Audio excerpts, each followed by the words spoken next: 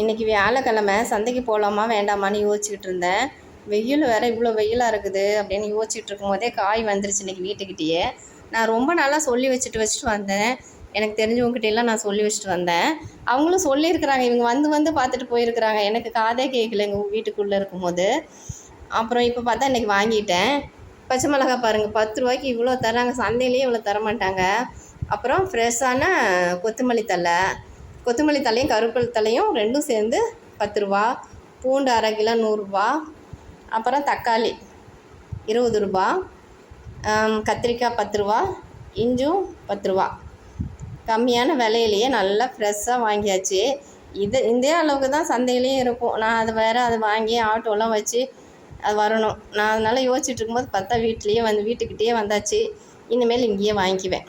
சனிக்கிழமை காளான் கொண்டு வர சொல்லியிருக்கிறேன். கொண்டு வந்தால் காமிக்கிறேன்.